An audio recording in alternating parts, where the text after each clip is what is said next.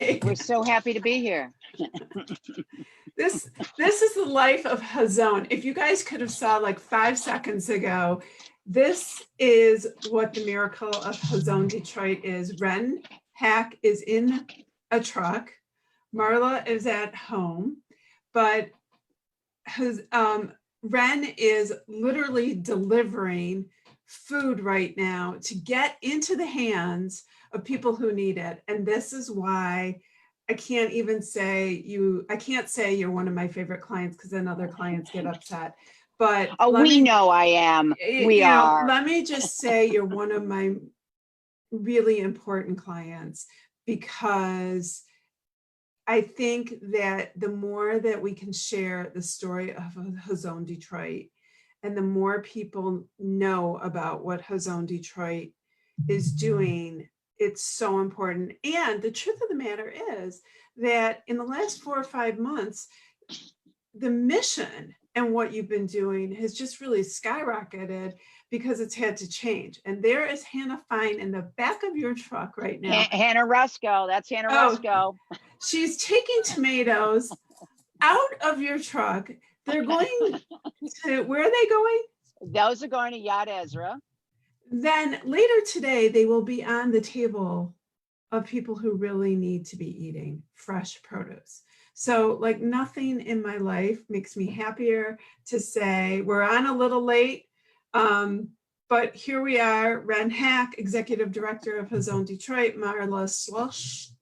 I never say that right because it's like a mouthful, from a speech pathologist's daughter, who in a moment we're going to talk about Hazon Food Festival, which looks a little different this year. But Wren, give us some big numbers. What Hazon Detroit really has been doing this summer and rescuing, well, really since March. Yeah. So what I like to do is like go back in time. Prior to COVID hitting, we were doing a little bit of food rescue. It started with the Maccabi games, the JCC Detroit Maccabi games, when we were there to compost, but saw all this food after lunches being served, being thrown out. And we're like, that can't happen. And so we began creating partnerships as to who could receive the food that we were gathering and getting it to people. So I have to stop. And sometimes I stop people in the middle of my interviews. And I always say, I'm not stopping you because you said something wrong, but I'm stopping you to actually say that again. And I want this to resonate with people. These kids are in town, they're playing sports, they're having a great time, and they're just not finishing their lunch, or the bottom line is their food that their parents packed or partnerships people brought in, they're not eating it all, because so many of our kids just don't on any given day. They don't eat everything we put in front of them, and it goes to waste. It gets thrown into out. the landfills. Let's talk about where it actually ends up, which is the landfills, which then, as it rots in the landfills, it produces methane, which then is a part of why we're seeing climate change accelerate. And so it is, I believe. Don't get me started. There's climate change. Yeah, we aren't having that discussion here. But anyway, so yes, I mean, there were 2,000 kids here in Detroit, last summer, which seems so long ago, but that put us on the path of food rescue. When COVID hit, because of the partnerships that we had, people knew of, the work, the little amount of work that we were doing in food rescue. And I say little amount. I mean, we rescued from Maccabi games thousands of pounds, but it has no comparison to what we're rescuing now. And so we were getting calls from warehouses in Detroit saying, listen, we're receiving this food, but the restaurants are closed, the schools are closed, hospitals are taking less, do you want this food? Because it's available. And so we started moving that. Then we progressed to recognizing that, our roots, enjoy the pun, because our roots are in our soil. And we created the Garden Relief Initiative, whereby we would deliver to anyone who asked 2 5-gallon buckets of compost, 3 packs of seeds, guidance, education on how to grow in their own garden. And at the time, our intention was actually that people would grow for others. And what became very quickly known is that, yes, there were people who were going to grow for others, no question, but the majority was going to grow for themselves. And ultimately, we delivered to over 400 families. And through that, it's like, okay, we got to do more.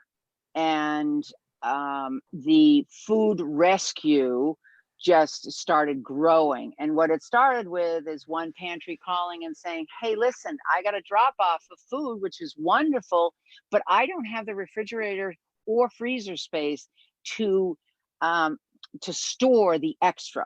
So can you take it?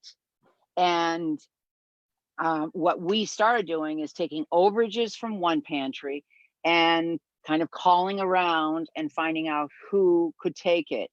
The other thing that we experienced is not only overages, but culturally inappropriate food going to a neighborhood that didn't necessarily recognize the food or normally eat it. Just because someone's hungry does not mean they're going to eat anything.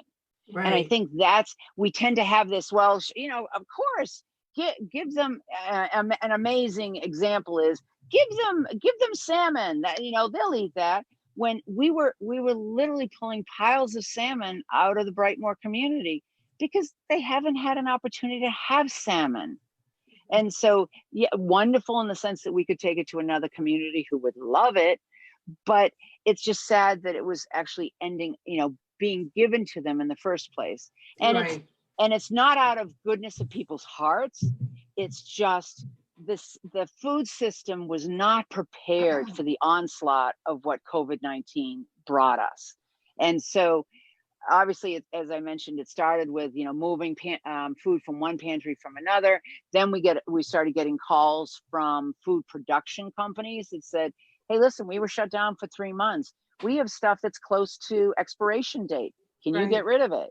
That put us that was our first exposure to picking up actually pallets and actually starting to store food. Wren, can I stop you for 1 minute yes. and let's talk about the fact that you're picking up and you're doing this. And how many people are on your staff? We have 5 plus 2 interns. Yeah. So. And I think that's what's amazing, because when you talk about the little engine that could, this is an organization, and I want people to realize that it can be done. When there is a will, it can be done. And when people need food and when people need help, this Hazon Detroit was the engine that could. Right. There wasn't a moment or a hesitation that this group of people didn't come together and say, how are we going to do this? How are we going to get from point A to point B? I'm laughing because before we went on, you have an injury on your nose, you have a cast. I'm like, you are a walking battlefield right now. But my husband, the workers' comp attorney here, would be like, are you covered? Let's talk. Let's have a conversation. But God bless you. And we're going to get to you, Marla. Don't go anywhere. Don't leave me. But the truth of the matter is, you are picking up the pallets. You're dropping off. You've gone way above what you've just given the community. This organization, Hazon Detroit, has given this organization sort of a new mission. You've expanded the mission of what yes. of really what the mission was, which was sustainability. Right. And it's a different way of looking at sustainability, in the sense of obviously our mission is environmental sustainability. Mm-hmm. And what I say, our two goals is, our number one goals during this period, during this crisis, is to feed people. Our second goal is to divert food from the landfills. And that's crucial. But just to go back to the one thing you said in terms of, like, we're the little engine that could, there are so many of us. We are not alone in this craziness of bruises and wrist braces and all. Right. There are people who, and we serve them, we bring them food, who are literally putting their pantry on their front yard. As early as last Friday, we got a call from Oak Park. There is an Orthodox family there who is now serving, just because they started to, serving 250 Orthodox kosher families from their front yard. And there's the same thing in Redford. There's the same thing in Rosedale. What we're fortunate enough, there's no like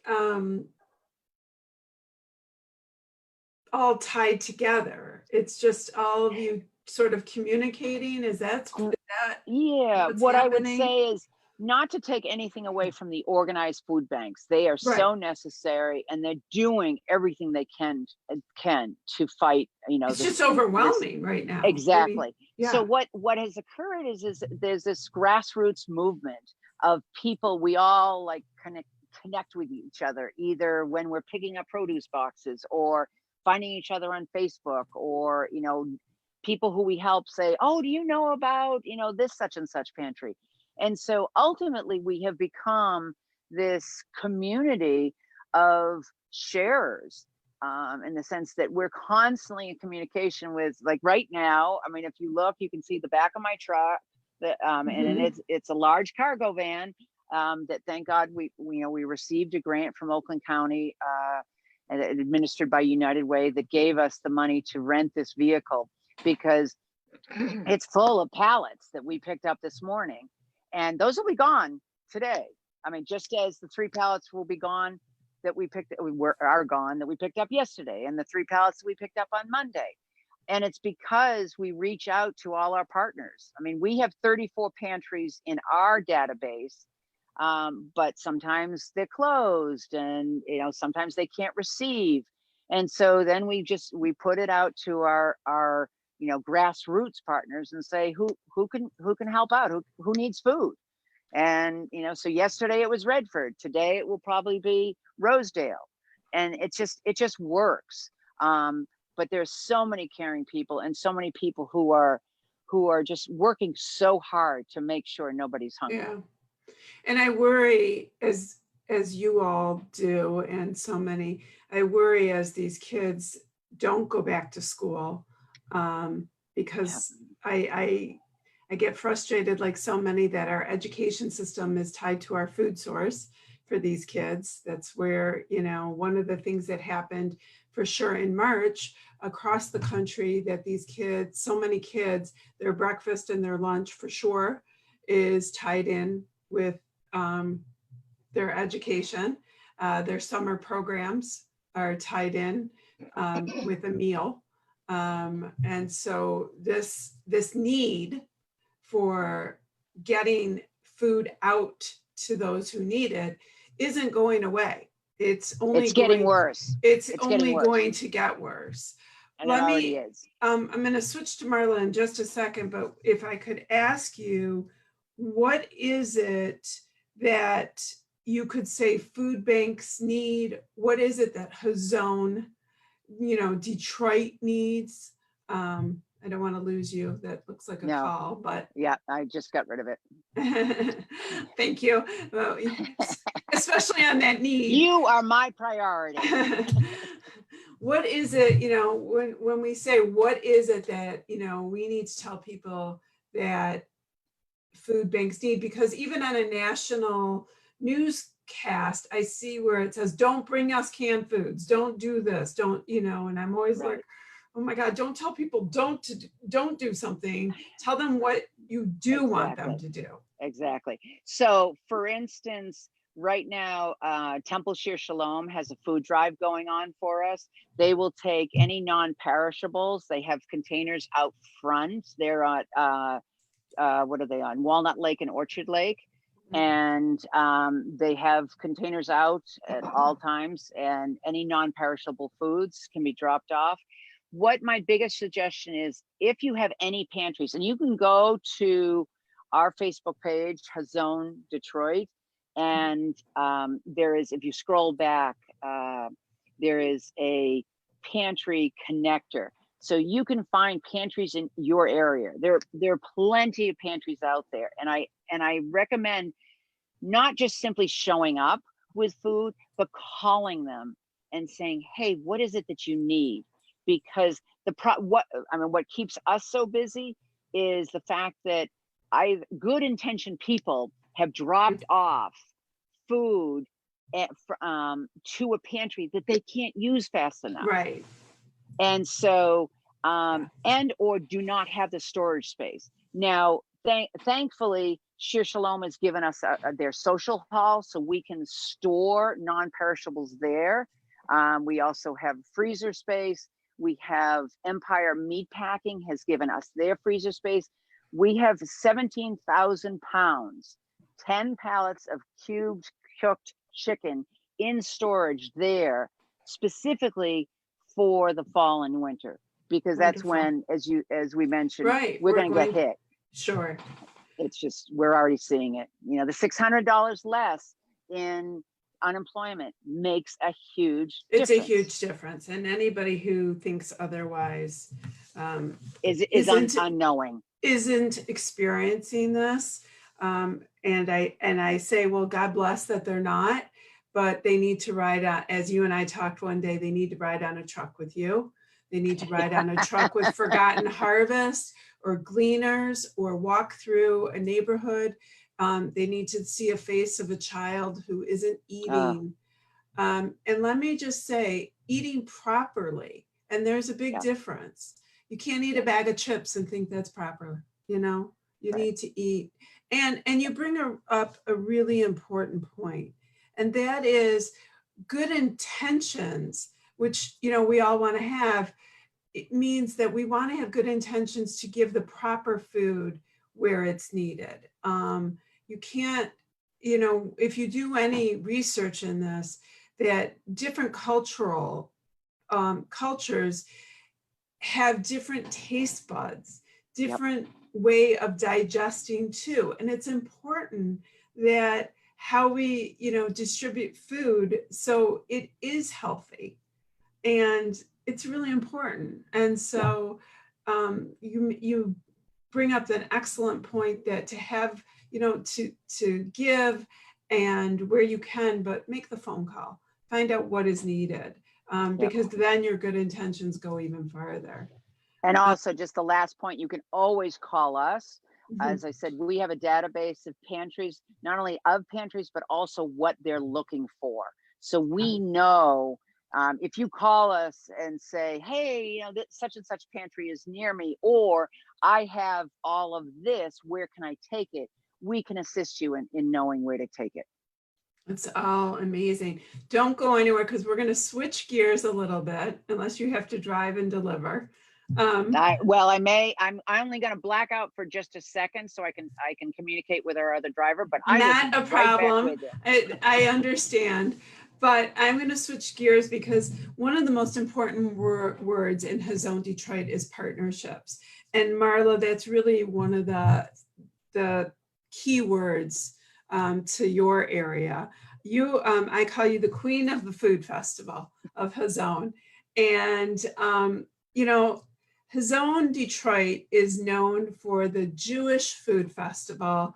Every August, I say thousands. What was it? 5,000 or 6,000 people? 7,000 people last August embarked into a Sunday at the Eastern Market. Well, as we know, 7,000 people can't be anywhere right now. And God bless you for thinking literally way outside the box to say, well, that's okay. We're going to figure out how to bring the food festival to the community still. So tell us about this year.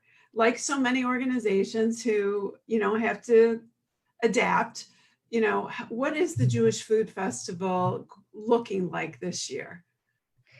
So thank you. It really has turned around this momentum that we have continued and adapted to this now food festival in a box. We really brainstormed and thought about, with the sadness of knowing early spring that we could not have the festival because of our so many partners and relationships that have been formed over the years. This would have been our 5th food festival. So with those relationships, there was a feeling of, how is everybody doing? What is happening in these businesses? Keeping in mind that one of the most important things that we do is that we provide experiential awareness to our community, Metro Detroit, to what is going on environmentally, what is going on with food and health and food justice. And people learn so much, and here all of the people who normally come to the festival, they're not connecting anymore. So we thought about it, and it became like, how can we bring the joy and excitement into a home, in the safety of your home, but at the same time support our vendors and support our community groups? And your vendors are small, small businesses that this is, kind of sometimes a one-shot opportunity to be in front of such a large, engaging audience that it's taken away, and COVID is definitely taking away a lot for them. So this is such an amazing opportunity. And many of them found that even the licensed kitchens that they use to make their product, they were closed. Mm-hmm. So they had to rely on another business to be open for them to be able to go into it. And, I think something real important that I think about and we think about as an organization is really what sustainability means. And it really means, and I looked it up because sustainability is used so often, and the meaning said capacity to endure and continue. And that really hit home for all of us, because that's what we're doing, whether it's in what we were just talking about with Wren or what we're talking about with Food Festival in a Box. We feel very strongly about organizations and these vendors to be able to continue. Yeah. And so what ended up happening is that we have 24 vendors who are providing fabulous products, 27 or 28, I think we're at now, 28 products in this fabulous bushel basket. And everything is vegetarian at the very least, and some products are kosher and there is vegan. But everything has in mind health. Most of the products are locally sourced, which is again something that we feel strongly about. These are local businesses. So everything about this is just, again, support. And I can only tell you that it is going so well that when I communicate with the vendors, their response to what Hazon is doing for them is just, it's emotional for me even to think about this, that if I say we've got 120 boxes and they're like, well, how many products is that? Well, we will need 120 products from you. So does that seem like a lot? Well, figure out that what we are charging, and this is done online, the purchase, which, you can bring up, but when people see the prices range from $59 up to $225, and thanks to the support of funders, we are able to make the difference in what people can comfortably pay, knowing that this is going only to the vendors. This is not a fundraiser for Hazon.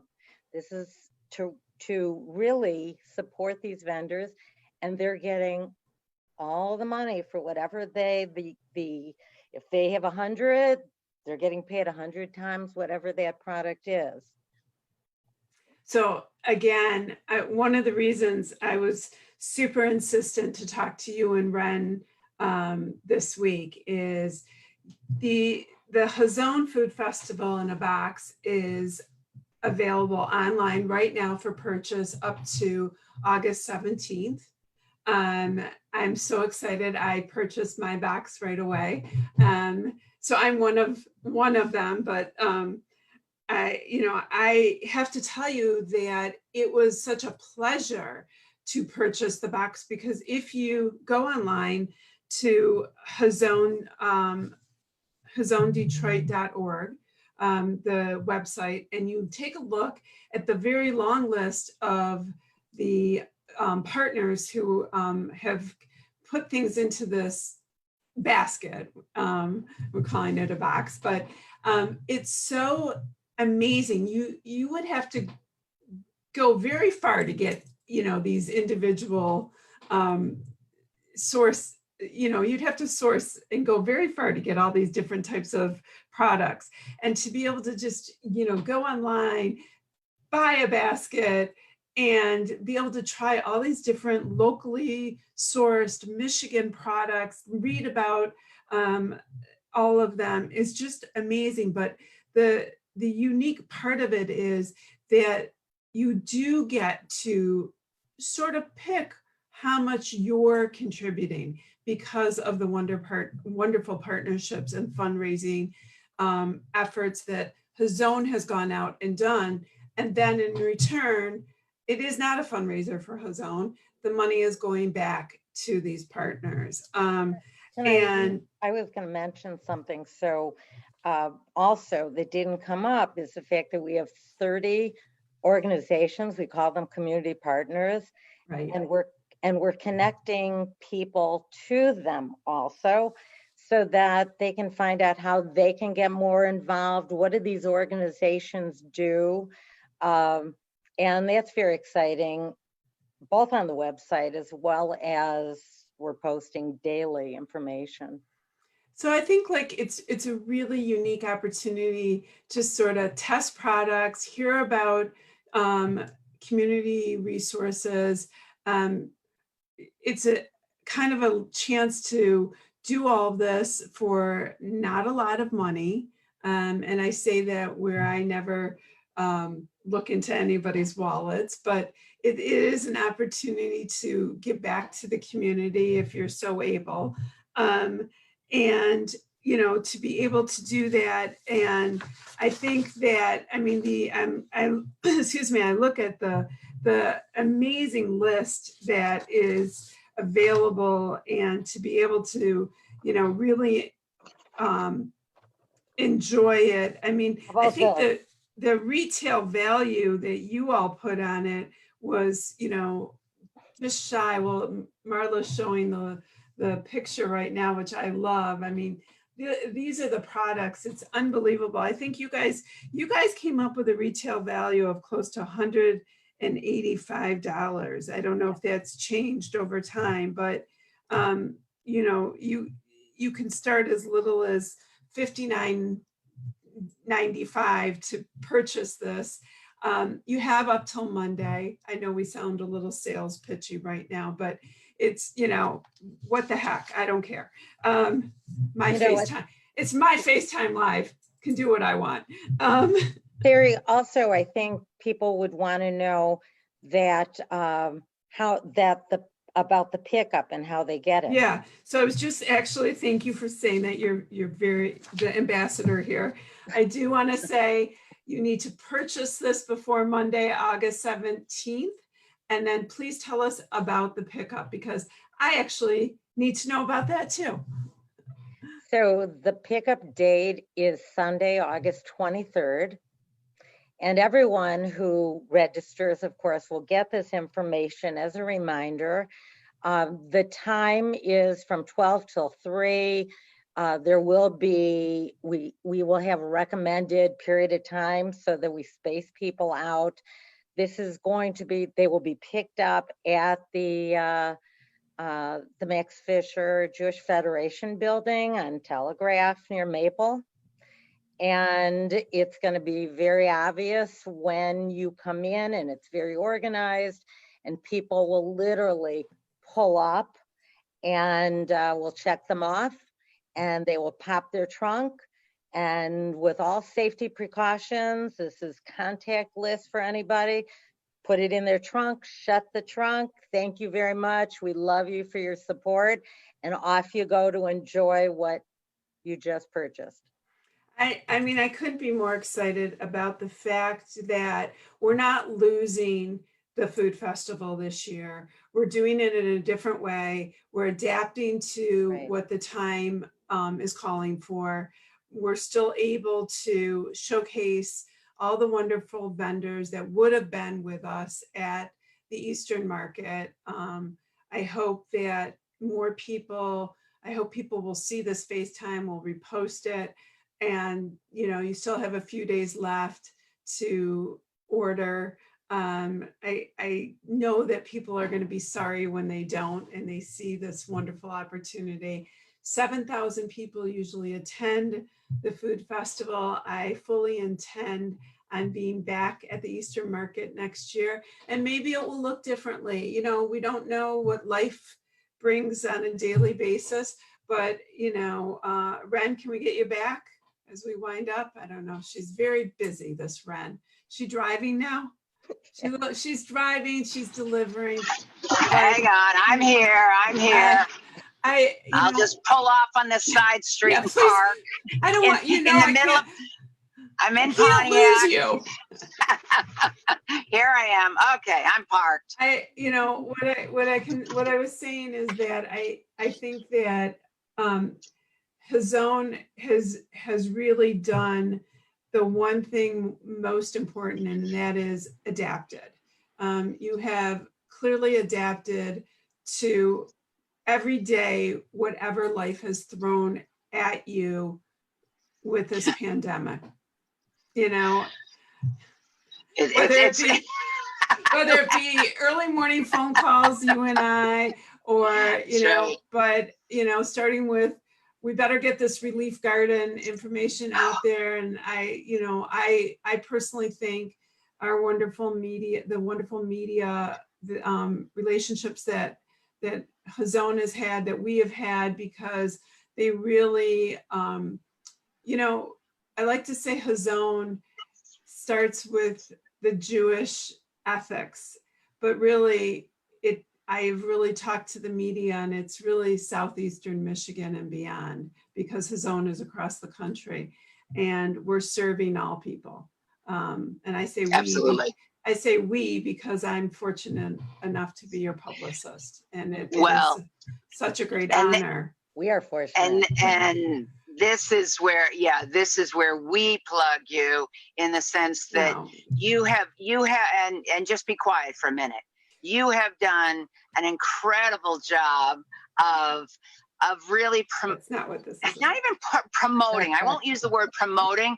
I will use the word putting out the information and the information of the vital work that we do. In good times, you have been there when we were able to talk about composting and environmental sustainability. And so we're so thankful that you are with us, especially during this COVID crisis, because the information that you're able to provide people is helping, you know, has the ability to help people. And if we, through this, can either get food to those in need or let those in need. And what we really need to remember during this time is this is not the typical image of someone hungry in our mind. This is actually our neighbors. Yeah. These are our neighbors who, for the longest, had no problem paying their mortgage or paying their rent, who are now deciding, am I going to pay the mortgage this month, or am I going to buy enough food for us? And so there are lots of decisions like that all around us. And it's not determined by the size of the house you live in, or, the job you may have had. So I thank you for allowing us to put, to educate people about the situation, but also just being our friend, our supporter, our cheerleader. And it's just been terrific. Look, it's easy to do for your organization, but I think that you just hit upon something that's just so important, because it is our neighbor, and it is the time we're going through right now. And it can be, I think that people right now, they get the stigma of embarrassment, or they don't realize it's happening to the right and left of them. They think it's happening to people they don't know, or they have this vision of what someone who's food insecure looks like. And that's just not the case right now. It's just not. And so it's really important, as we talked about, that if you're able to help in any way, at any time, that you figure out how and what that looks like. Picking up the phone, calling Hazon Detroit. If you're more comfortable to call a different food bank, call them. I know you guys, you don't care. You want that phone call made. And, but, it's the time that we help one another. And I am really excited. You know me, I lobbied hard to get the food festival as a client, because I get excited about when people come downtown to Detroit. I wanted people to see it. And I'm not any less excited about the food festival in the box, because it's the same thing. I want people to see who your partners are. I want people to see all the great little local businesses and what they do. And it's the time that we just shine a really big light on our community, what you all do. You all mean a lot to me. Work hard. Wren, could you please stay safe? I'm trying. Marla and I can't come rescue you with a gurney. There you go. Yeah. All of a sudden she's a truck driver. Continue. All of a sudden she's a truck driver, Marla. I mean, our problem is that we only have one Wren. That is really the problem we have. There is only one Wren. I have to trust me. That's all you ever want, is just one Wren. Anybody who knows me, they would all agree. Nobody wants more than that. Days, but mostly. Well, I adore you both. We love you. The mission of Hazon Detroit, for those of you watching, and there are those watching because I'm looking down at my phone, and I will share this link to my personal page, as I always do, and I hope you guys share it. I want everyone to go get their Hazon Food Festival box/basket, and you're going to enjoy it. You'll purchase it before August 17th. Get in line at the Max Fisher Building on Telegraph and pick it up on August 23rd. They have till midnight the 17th. They can have midnight till midnight. There's always all day. Look at that salesperson. She's the best. Nobody better. Everything Hazon does right now is COVID friendly, keeping things safe, and feeding our community. So bless you guys for everything that you're doing in this community. I Thank just you. adore you. Thanks, Sherry. Have a good Thank day. you. Wren, Stay Wren, safe. be careful, says your very good friend. I will. I promise. All right. Take care Have a and good thank you day. so much. All right. Bye-bye. Bye. Thanks. Have a good day.